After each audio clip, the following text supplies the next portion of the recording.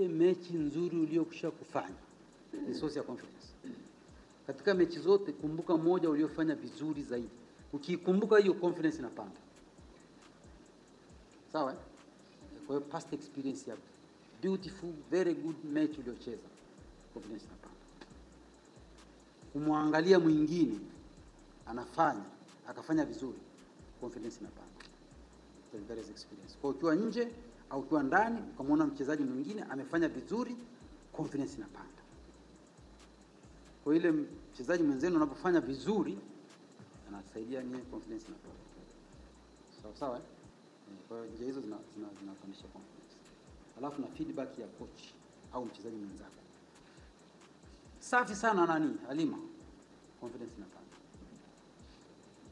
Sawa. Lakini sasa mkiwa mabubu kule uwanjani, confidence inashuka. Kuna ubaya gani ukisifia mwenzako alifanya vizuri kule uwanjani? Unakosa? Unamsaidia kupandisha confidence yake. Safi sana fulani. Very good. Inamsaidia kupandisha confidence ya uwanjani. Feedback anayopewa kule uwanjani. Kwa hiyo hiyo inasaidia. Lakini feedback nyingi inakuwa inatoka pia kwenye huko nje kwenye bench. Lakini nanyi wachezaji pia wanatoka unatakiwa feedback. Toka feedback nzuri, the body language. Sawa? Ya mchezaji inapandisha confidence ya team. Sawa? Coach anatakiwa very calm. Very calm. Yaani mkimuona mnakuwa na confidence kwamba tuko vizuri. Yeye anapandisha confidence kubwa sana. Akihangaika tu confidence inashuka. Akianza kuwa anakuwa mnamuona ana wasiwasi, then na nyinyi confidence inashuka. Lakini mkiona ametulia au safi sana, anasifia nini, twende game iko kwetu tunaiweza nini, kupandisha confidence. Kwa sababu kwenye game ni psychology ndio inacheza pale. Training na fitness na nini unazo siku zote na mnalingana, si ndio? Wote nyewe na opponent mnalingana, ile confidence ndio inayoamua ni ule uwezo wenyewe au ni ile imani? Si ndio? Confidence ile actual ability, ni ile belief kuhusu ability yako ya kufanya kitu. Inaweza kuwa hiyo ability huna, lakini hiyo imani ya kwamba unaweza unayo. Kwa hiyo unakuwa na confidence. Sawa? Kwa hiyo skills za kubelieve kwamba una confidence ni kuamini kwamba unaweza jambo lolote. Na unaamini feedback unayopewa kutoka kwa watu wengine. Unaweza.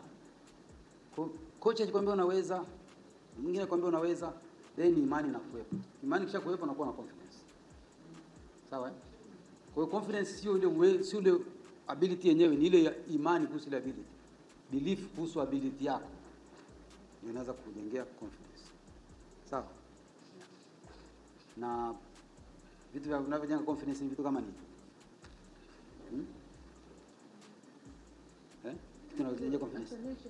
Yes. Ya kumwambia mtu wewe nani unaweza. Rafiki yangu unacheza vizuri. Nampa confidence. Kumsifia mwenzako, kumwambia yaani unataki vizuri, unafanya hivi vizuri, unafanya vizuri, inamjengea mchezaji confidence. Criticism inapunguza confidence. Sawa?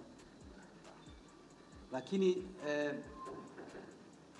hiyo imani ni ya kwako wewe.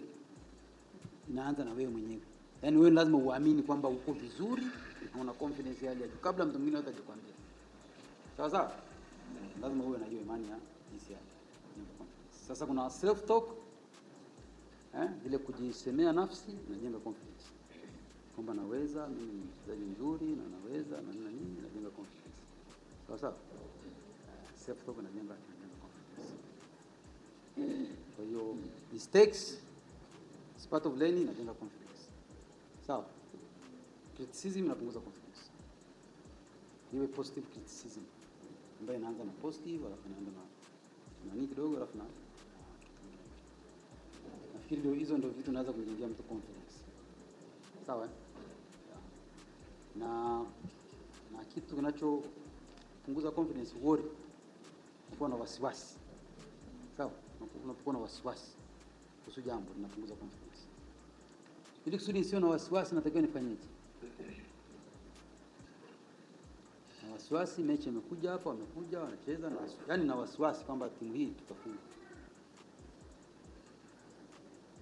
Nimeingia tu pale nimeona tu walivyo. Wako hivi. Wako hivi. Confidence inashuka. Nimeingia pale wanaanza kupasha pale uwanjani shwa. Confidence inashuka. Nini kinaweza kikapandisha?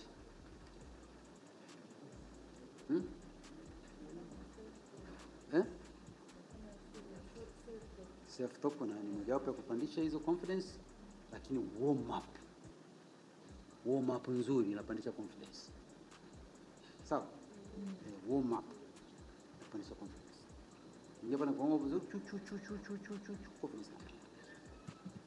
Sawa? Na hizo affirmations za kusema kitu positive kuhusu wewe na uwezo wako kujua na kutokuwa na kufocus kwenye task. Kwa hiyo confidence inapanda. Sawa? Lakini self talk ndio tool ambayo unaweza kuishikilia ili kupandisha confidence. Hiyo ni nzuri ambayo tuna uwezo nayo. Vingine tunaweza kuwa inapatikana kwenye task zile kama umekochiwa vizuri, self confidence. Ndio. Kama unajua hiyo skill ni confidence. Kwa hiyo unakuwa inatoka confidence ya task. Task confidence. Kama unajua vizuri kufanya hiyo kitu, unajua vizuri, then inakuwa confidence. Lakini ile belief kwamba naweza, self affirmation, self talk. Muda wote ongea nafsi, naweza kucheza vizuri na kufika mbali na nini na kupa confidence. Kumsikiliza mtu na shida yake yote na mpaka maliza. Hiyo ndio key kwenye kusolve hiyo conflict inapotokea. Lakini sasa conflict ni sehemu ya timu. Yaani ni sehemu ya vitu ambavyo lazima vitokee kwa sababu ushaweka watu pamoja, ndio? Lazima conflict itokee. Tuna resolve vipi conflict ikitokea? Tuna resolve vipi conflict ikitokea? Process zote zinaweza kufanyika kwenye kusolve conflict, lakini kinachoamua conflict iishe ni fairness. Usitake side. Uwe fair. Fair ndio haki. Ndio haki ndio fair. Sawa or something. Yaani usiteki sides. Uwe fair kwenye kile kitu ambacho kinaendelea. Hiyo ndio na resolve conflict. Ukiwa fair, yani fair kwamba okay, kila mtu namtreat fairly, then conflict inakuwa imepungua. Hiyo ndio source ya conflict resolution, fairness. Kwa mtu mwenye mamlaka, coach, nani, captain, nini, hiyo. Chakuwa fair. Kama ni criticism ziende kwa wote. Kama ni praise ziende kwa wote. Yaani ndio fairness yenyewe. Tumefungwa basi, tumefungwa wote. Lawama kwa wote. Tumeshinda wote. Praise kwa wote. Kusifiwa kwa wote. Fairness. Timu nzima imecheza vizuri. Ndio? Hapo ndio fairness tunamaanisha. Kwamba unapunguza conflict. Tumefungwa wote. Lawama kwa wote. Sio kwamba mimi ambaye nilikuwa na defend pale ndio nimesababisha tukafungwa. Mbona nyinyi mlikuwa kula mfungo? Ndio. Haiwezi kuwa kwamba lawama zile mna distribute equally kwamba sisi tumefungwa timu. Ili kusikuwa na gossiping na vitu kama hivyo. Tumefungwa wote. Tumeshinda wote. Kusifiwa wote. Kulalamika kwa wote. Kwamba wote jamani leo tumefanya vibaya na ni wote timu nzima. Sio nani alituangusha zaidi, fanya tuangusha zaidi. Coach anajua wakati wa coaching yake anajua nani alikuwa anahitaji kuamshwa zaidi kwa sababu tuliona amelegea pale. Lakini wakati wa talk ya ujumla sawa, ile inakuwa ni kwa wote. Inakuwa fair kwa wote. Lakini wakati wa one to one coach anajua akienda kuongea na huyu anamwambia wewe bwana wewe hii na hii wewe pale ulikuwa mambo yako yalikuwa vizuri. Lakini kwa ujumla leo tumecheza vibaya, timu yote tumecheza vibaya, fair. Leo tumecheza vizuri, lakini sio wewe umetuangusha. Yaani tumefunga leo lakini wewe ndio shida. Tulikuwa tunapita pale mfano chochote. Hiyo inakuwa sio nzuri. Hiyo ndio inakuwa unfair na conflict haziishi. Ukishakuwa na unfairness, conflict haziishi. Itakuwa inaendelea tu muda wote. Sawa? Na Professionally mchezaji anaweka lengo lake akisaidiwa na coach kwamba mimi lengo langu la kuwepo kwenye hii timu kwa msimu huu ni kufunga goli hizi 5 kwenye kila mechi kwa mfano. Sawa? Sawa? Kwenye kila mechi. Nifunge magoli 5. Anaandika malengo yake. Sawa? Ya muda mrefu na muda mfupi. Muda mrefu labda timu hii ichukue kombe au iwe ya pili Shimuta, iende kwenye ligi au ifanye nini? Malengo ya muda mrefu. Malengo ya muda mfupi ni kama nifunge magoli 5 au nizuie au nifanye nini kutokana na eneo la mchezaji. Anaandika ya malengo. Sawa? Ana sign na coach ana sign. Alafu mchezaji anabaki na copy na coach anabaki na copy. Inaitwa goal setting process. Sawa? Kwa hiyo mchezaji anaangalia anasema nilisema nafunga magoli 5 kila mechi. Sasa hivi nafunga 2, nafunga 1, nafunga nimesema tu 5 kwa sababu ya naweza kuwa 20 au 40. Sawa? Au niweze kuintercept au niweze kufanya nini. Kwa hiyo mchezaji anakuwa ameandika yale malengo yake. Na coach ameassign na yeye amesign. Copy inabaki kwa coach, copy inabaki kwa mchezaji. Hiyo inaitwa goal setting process. Na wanafanya timu zote unazozifahamu. Lazima kuna goal setting. Na haya malengo wanabandika kwenye maloka yao au kwenye room zao. Akiangalia pale anasema niliahidi nitafanya hiki na hiki muda mrefu. Asipofanya sasa. Coach anakuja anamwambia sasa tulikubaliana. Kila mechi utafunga magoli fulani. Sasa hivi sifanye. Au kila training nitakuja nifanye hivi.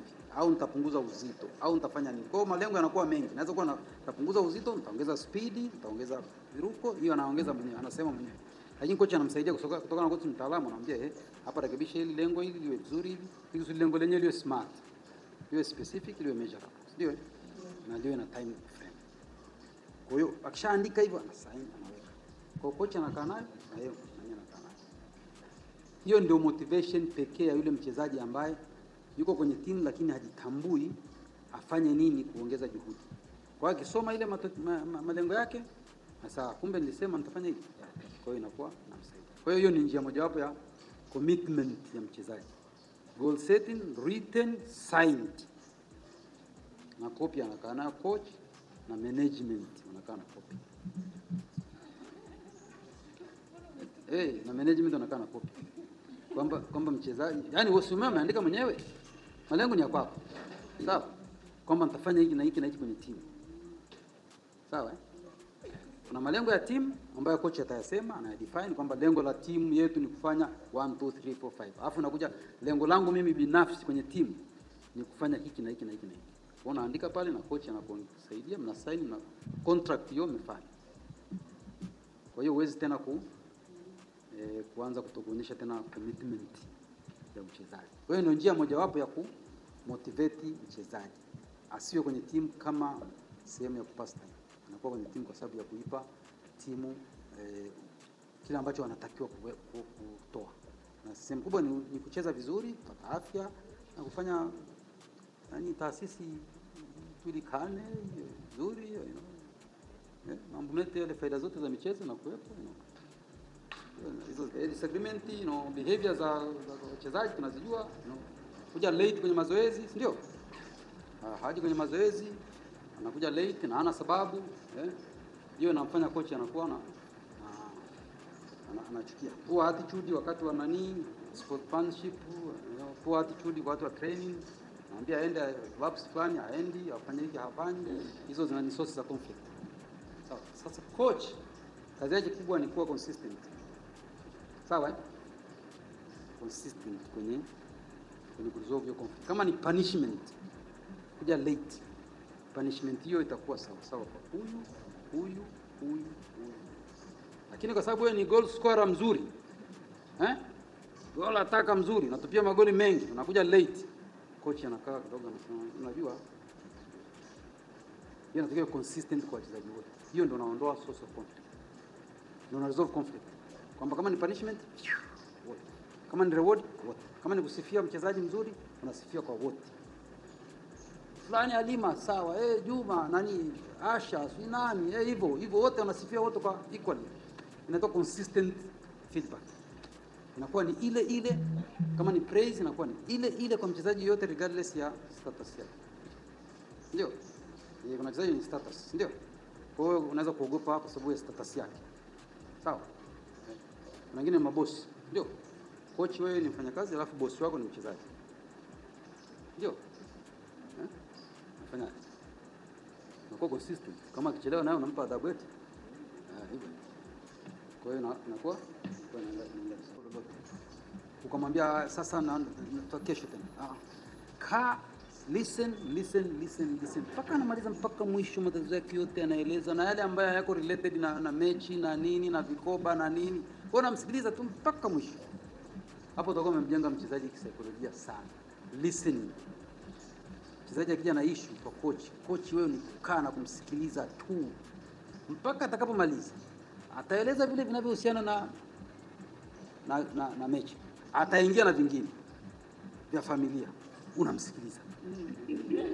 Yaani unamsikiliza mpaka amalize. Hapo unamjenga kisaikolojia. Ukimsikiliza mpaka kamaliza, 75% ya tatizo limekwisha kwa kumsikiliza tu. 75% ya tatizo limeshaisha kwa kukaa na kumsikiliza tu, mambo yake atakapoeleza yote, amwage yote mpaka amalize, then 75% ya hilo tatizo umeshalisolve. Ukimwambia sasa, okay, sasa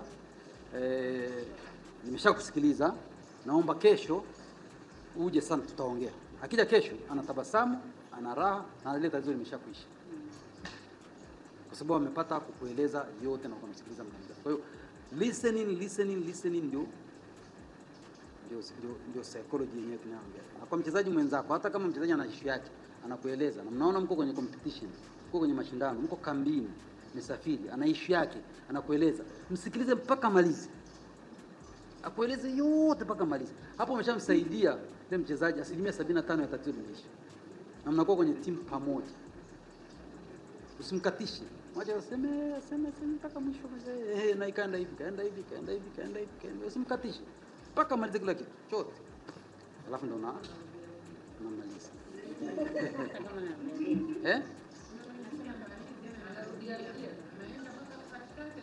Anarudi tena. Wewe msikilize. Msikilize mpaka amalize. Atafika mahali atamaliza. Lazima atamaliza tu. Lakini usimkatisha jikaa nalo na yuko kwenye mchezo. Hapo anapokueleza akamaliza, anajua na lile tatizo nalo limeisha. Kisaikolojia, tatizo ukilisema ukaliongea likaisha, kiakili unafikiria lile tatizo limeisha. Naelewa? Unaweza kuwa una hela ukaeleza matatizo yote utakuwa na hela mpaka ukamaliza. Alafu ukafikiri labda lile tatizo la kutokuwa na hela limeisha. Lakini bado huna hela. Lakini kwa sababu umeshamueleza mtu lote, unafikiri ile tatizo limeisha. Kwa hiyo kisaikolojia ndivyo ilivyo, kwamba msikilize mpaka mwisho kabisa. Sawa. Hata kwenye psychology, mtu akikutwanga jambo na kuuzi na unataka usiharibu mambo, kama ni bosi, sawa, amekuambia jambo ambalo nataka kukutoa akili na unataka umjibu vibaya, sema pumua kwanza, then anza kujibu. Mambo yako yatakwenda vizuri. Lakini kija moja kwa moja unaweza kujibu jambo likakuletea matatizo. Lakini abdominal breathing inashusha stress. Basi hiyo ni njia moja wapo. Sawa? Njia nyingine tumesema ni hiyo performance routines. Routines zinapunguza pia stress. Routine, fanya jambo lile kwa wakati ule, kwa njia ile ambayo mnalifanya kila wakati. Sawa? Sasa kama ni mechi nafanya warm up dakika 5, basi hiyo dakika 5. Sawa? Lakini sio mechi hii ni ngumu, ndio ya finali, sasa warm up inakuwa nusu saa. Umeshaharibu routine. Hakuna mechi. Sawa? Au hii mechi kwa sababu ni ya finali, leo tutakula pilau nzuri, umeshaharibu routine. Yaani natakiwa kama mlikuwa mnakula kwa routine ile muendelee kula kwa routine ile mpaka mwisho. Maji kama yale. Sio kitu ambacho ni tofauti na mliokuwa unafanya. Shaharibu hiyo routine, na maana mambo yataendelea vizuri. Positive self talk tumeshaiongelea. Semea nafsi positive about yourself, kwamba mimi ni mzuri, naweza hiki, nafanya hiki, yani positive about you. Hiyo inapunguza stress. Inaitwa positive self talk. Sawa? Nyingine labda itakuwa ya mwisho ni body language. Sawa? Body language. ina send message, mwili wako una send message. Coach, hasa coach, yeye appearance yake na anapokaa ina send message kwa wachezaji wake. Coach ukiwa calm, sawa, umetulia, uko calm, uko nervous, na wachezaji wako wanatulia, wanaona wana control ya game. Lakini coach ukawa unahangaika, wachezaji wanajua naye mechi ni tough mpaka coach anahangaika. Kwa hiyo hatuwezi kuwa body ya coach ni vizuri hivi. Coach akikaa hivi na wachezaji kumjeukia kwa mvuto yuko hivi, tayari saikolojia wameshawali wachezaji wanajua I say kama coach naye amekaa hivi mechi ni tough. Kwa hiyo coach position na body language natuma vizuri sana. Anakaa smart, anaangalia. Kama naambia wachezaji cool down, tulia, mechi nzuri, up, kwenda. Sababu wakati wote wachezaji wanakuwa wanamwangalia coach. Kwa body language ya coach ina send message kwa wachezaji kwamba hapa tuko tuna control ya game au sisi tuna matatizo. Coach ana play role kubwa sana kwenye kutengeneza saikolojia ya wachezaji wake. Yaani yeye ndo anaweza kuwaharibu wachezaji au ni yeye anaweza kuwajenga wachezaji, kwa sababu ya ile appearance yake na body language atakayoonyesha wakati wa mchezo. Hakuna time ya kucorrect mistake kwenye game. Mchezaji yuko high tensed pale, hawezi kukusikiliza akacorrect mistake wakati anacheza. Mistake inatakiwa kucorrectiwa wapi? Ni training. Sawa? Lakini anaweza kusikia akamove ukimwambia positive. Sawa? Una nafasi mbele yako na nini, nenda, anakwenda. Lakini ikiwa wewe mbona uko nyuma, haendi. Matokeo yake utakuja kusema wachezaji hawakusikiliza. Sawa? Why? Yani iwe positive kwamba umueleze kile ambacho anatakiwa akifanye, sio lile kosa ambalo ameshalifanya. Sawa? Unabaki nyuma, nenda mbele, si ndio? Ruka juu, tengeneza nafasi, zile positive ambazo ni instruction ya kufanya, lakini sio ya kosa ambalo ameshalifanya. Ukimwambia kosa alilofanya, masikio yanafunga. Yaani ukianza kosa tu, masikio yake yanafunga, pap, akusikilize. Si ndio? Sikweli? Kabisa mwana. Hakusikiliza kabisa. Unafikiri kwamba utafikiri hasikii, yani ana kiburi, lakini kwa sababu umemwambia kile ambacho alishajikosea, ukumwambia kile ambacho anatakiwa correct. Warm up nimeshasema ni routine, warm up ni routine kama kawaida. Warm up ni routine. Katika ile routine unayofanya isiache kufanywa wakati wa game. Routine yoyote tumesema, tangu mavazi, tangu chakula, tangu chochote kile kinatakiwa kujulikana. Alafu kitu kingine ambacho kinawafanya wachezaji wanatoka mchezoni sana ni kutokujua ratiba. Mchezaji ana mechi, anatakiwa ajue tutakula saa ngapi, basi nitaondoka saa ngapi, na wengine wanasema tutakula nini. Kama unataka mchezaji wako akae vizuri, leo chakula cha mchana maharage na wali, anajua, ameshajitayarisha kisaikolojia hiyo. Mwingine anakwenda mpaka kwenye meza ya chakula, oops, ni maharage, tayari ameshaondoka mchezo. Lakini akishajua ni maharage na wali tangu mwanzo, anajiandaa kisaikolojia, haitamshtua. Sawa? Tunaondoka saa 8:30 basi. Wanajua ratiba yote. Tunaingia mazoezi saa ngapi? Wanaita countdown to competition. Kila kitu kinakuwa kimeandikwa mpaka muda ule wa anakuwa amekijua. Ile ni psychological preparation ya mchezaji. Sawa? Kwamba kwenda saa ngapi, kwenye room taingia saa ngapi, tutavaa saa ngapi, tutaingia kwenye basi saa ngapi, tutaanza warm up saa ngapi, mechi itaanza saa ngapi, hivyo. Hiyo ni mojawapo ya mambo yanayosaidia kisaikolojia kwenye preparation ya competition. Unajua competition ni muda mfupi, lakini una deliver kila kitu ulichofundishwa kwa msimu mzima. Unatakiwa deliver kwa muda huo. Kwa hiyo routine zinasaidia mchezaji kuwa vizuri kisaikolojia. Sawa? Sasa arousal, kila mchezo unaleta arousal. Arousal unaifahamu? Arousal ni nini? Arousal ni physiological, psychological activation ya body, na inafanya mapigo ya moyo yanaongezeka, na hiyo inaitwa ni kwa Kiswahili ni uamsho. Arousal mhemko ambayo inafanya mapigo ya moyo yanapanda, na sweat kwenye palms, na unakuwa huko juu. Kwa hiyo inatakiwa coach na wachezaji mnatakiwa mhamasike kwa ajili ya hiyo mechi, ndio? Lakini mnatakiwa mhamasike kwa wastani, optimal. Sawa? Ukiwa chini sana hakuna hamasa yote, mcheze vizuri, na ukiwa hamasika zaidi kuliko kawaida na hakuna mchezo. Unahamasikaje zaidi kuliko kawaida? Inaitwa over arousal au over. Sawa? Unapoahidiwa vitu vikubwa zaidi ya kawaida, hiyo inafanya wachezaji wanakuwa aroused over, alafu wanaperform vibaya. Kwa mfano, ukitoa ahadi kwamba mkishinda mechi hii kila mtu nampa shilingi 500,000. Sawa? Unakuwa over aroused, alafu kwa hiyo kama ni hivyo inatakiwa iwe mapema kabisa. Mapema umeshajua kwamba tukienda Shimuta, tukishinda mechi, tukichukua kombe tutatoa 500,000. Hiyo ina shida. Lakini siku ya mechi ya mwisho akaja mtu akasema leo nawapa 500,000 shinda mechi, hapo unakuwa over-aroused, hamwezi kuperform vizuri. Sawa? Unapata stress, unapata anxiety kwa sababu hiyo 500,000 unaanza kufikiria hii laki nitapeleka kule, hii nitapeleka kule, hii nitapeleka kule. Kwa hiyo wakati wa mechi wewe unafikiria tu sasa, yani madeni yote yameisha, kila kitu, kwa hiyo huwezi kuperform. Sawa? Hiyo inaitwa over-aroused. Kwa hiyo kama ni hiyo inatakiwa ifanyike mapema kabisa. Yaani kabla mjaenda umejua sasa tukishinda. Kwa hiyo unakuwa umeshapangilia mambo yako. Kwa hiyo ile motivation inakuwa nzuri. Bila hivyo inakuwa over motivation, alafu na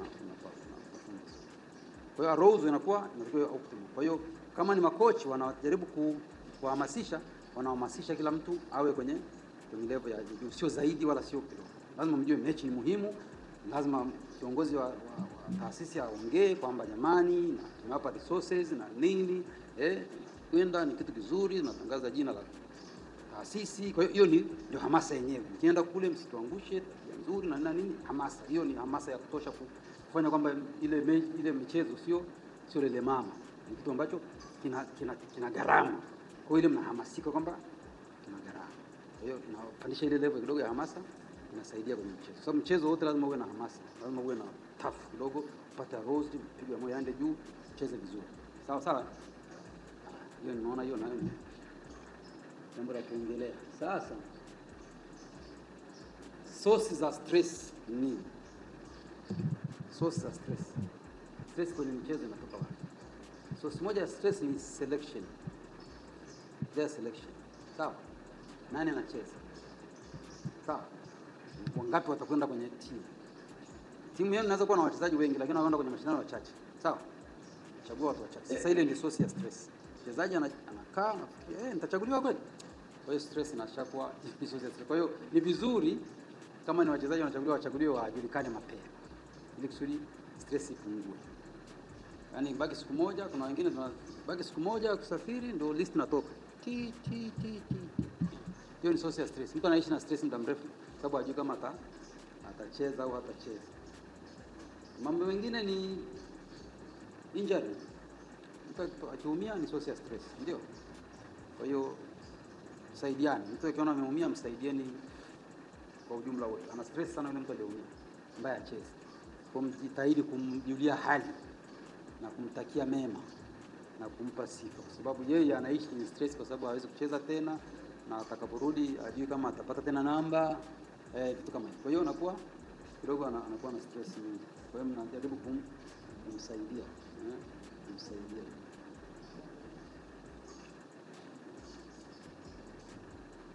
Tuna manage vipi stress sasa? Stress ni sehemu ya mchezo. Hakuna mchezo usiokuwa na stress, na anxiety na arousal. Sawa? Msongo wa mawazo, stress hiyo, anxiety lazima tuwe nazo. Tunafanyaje kupunguza stress? Yaani management inatupenda, imetupa kila kitu. Sisi wachezaji wazuri, tutacheza vizuri. No alafu sawa? Ile inakuwa imewaraise confidence zenu. Sawa? raise confidence kwamba ile mnapoungana, mnapoanza sasa, kwa mna slogan mnayopita nayo, lakini mwishoni inakuwa ni ya kusifia ability zenu, uwezo wenu wa kucheza na kuonyesha kwamba mko vizuri, mmesapotiwa na fans wanawasapoti na fans wanawasapoti na nini, alafu ndio unasipaje, naona umefurahi.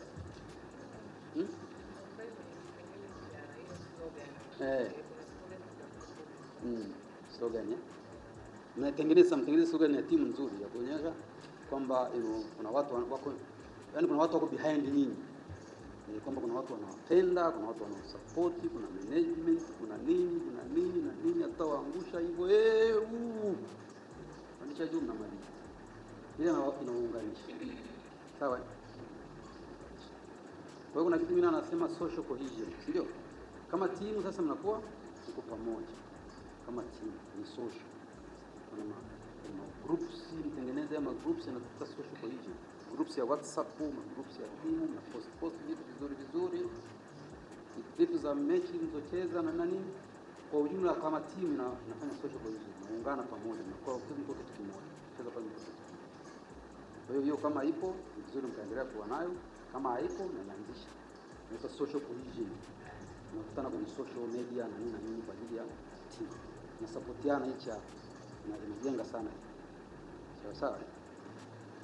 Hiyo nimefurahi, nimeiona hiyo.